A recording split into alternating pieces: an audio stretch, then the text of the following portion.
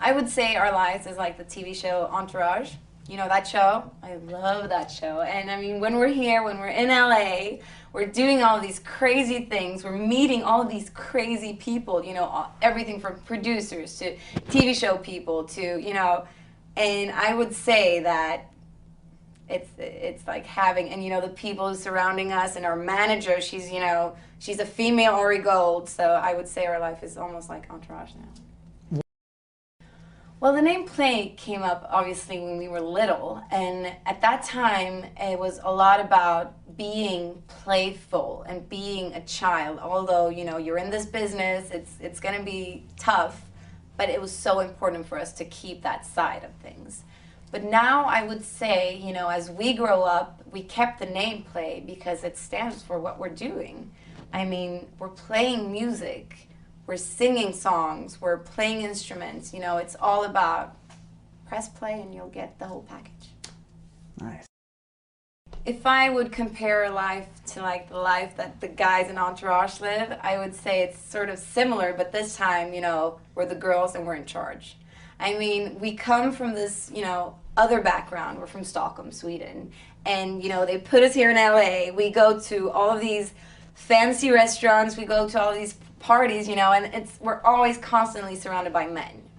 And what's funny about this is that they try to get our attention in all of these extreme ways, let me say, and it's nice because for once we're in charge, you know, instead of being men thinking that they do whatever they want with their women, I can say that we're the ones making the decisions. We're the ones going to these meetings and dinners and being very professional about it, but it's still at the same time when we come back, we have such a laugh about it because like some of them, they do everything to impress us, and it's so, in some ways it's like hilarious, and in some ways it's just plain sick.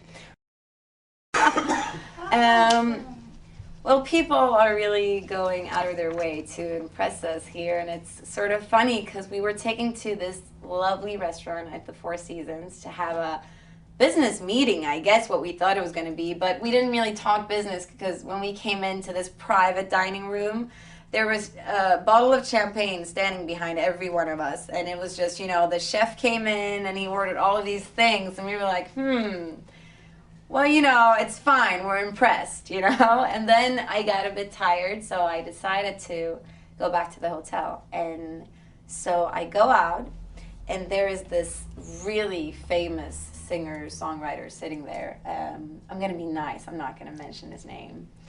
And so I didn't really pay attention to him because I didn't see it was him. I didn't really care at that point because I was so he was sitting with a record company guy that I had been worked with before at Sony. And so he asked him if he knew about me or about Play or anything from back in the days. And he just looked at me and he was like, I don't really know about a group called Play, but I know of some other group called, and I'm not even going to say what he said because it was extremely rude.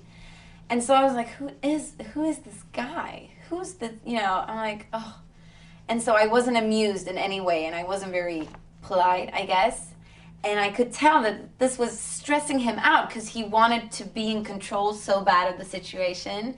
And that's something I find very funny here, because just because he was famous and just because I guess he was surrounded by all these girls, he didn't get my attention, so he was extremely stressed out about that.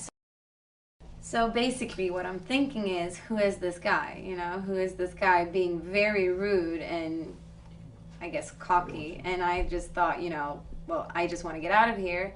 And then he ends everything by saying, you know what, if you would have gotten my joke, I would have brought you home and you would have wanted my babies. And at that point I was thinking, who is this guy thinking that he could actually speak to me like that?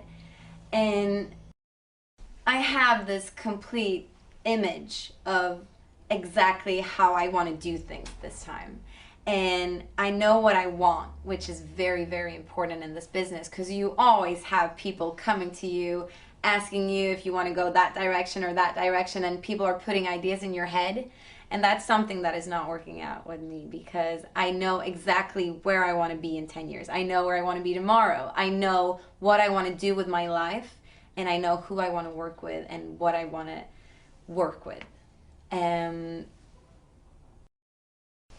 If someone were to come in this project and say, I don't like those songs, I'm not going to listen to those songs, or we're going to make you look like this, and I have this idea for you, and we're going to do it like that, I'm not willing to compromise. I am opening to listen to ideas and having people inspire me, but I do not want people deciding over my future and what I should look like or what I should sing or what I should wear, because I already know that. And I hope the way I was inspired by so many people, I hope that I can someday inspire girls to believe in themselves and to really be confident in that way, to know that whatever they choose to do or whatever they choose to look like, it's going to be fine, you know, better than fine.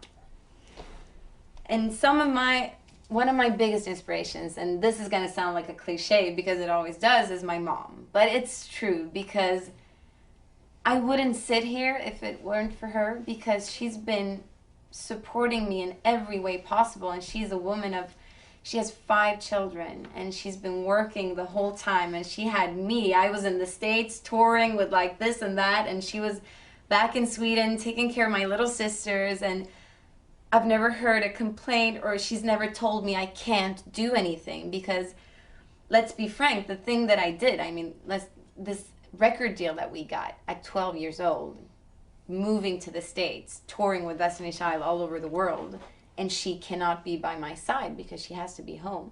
Some parents would have said, you know, this is not going to work out. You know, they would have passed on it, but my mom knew that this was my biggest dream no matter what, and she let me do it. And so I just admire her for the way she thinks and the way she does things. And she's a very strong woman, and I hope I will follow her footsteps. Being in a group is something that I really enjoy. I like working this way because I think it's a way of having so much betterness into one piece. That was weird.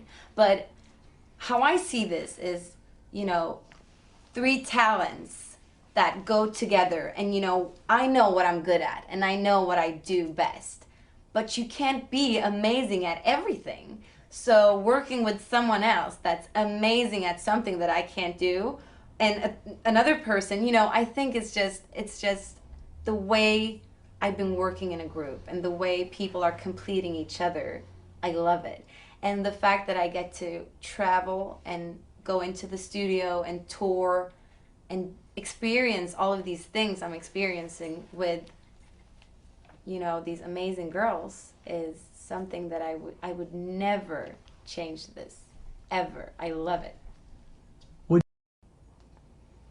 I don't know if I would add someone from the US to the group, because I mean, come on, we're Swedes, we have this humor, you know, if I work with someone, she needs to get that. But I mean, I don't know, I sort of like the feeling that we're all from Stockholm, and you know, that's our home, and we work here, and you know, and we do have this special little circle of Swedish, which I love.